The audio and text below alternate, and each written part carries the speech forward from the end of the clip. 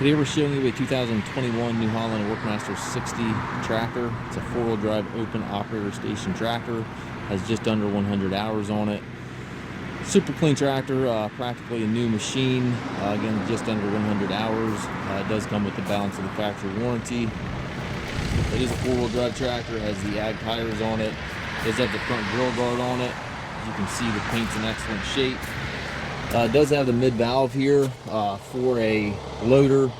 Does not have the control with it, but it does have the valve there, so you could if needed. Has a toolbox back here, top link, dual remotes in the back here, 540 PTO. Has a telescopic 3-point arms, stabilizer bars, everything's there. And again, just practically a new tractor. Looks like somebody added a step here to help getting on and off the tractor.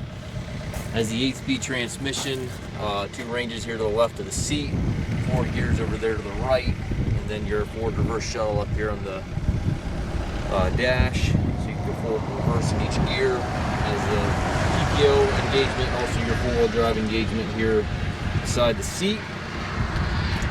Practically new tractor, just under 100 hours. We do take trades. We also offer financing for qualified customers.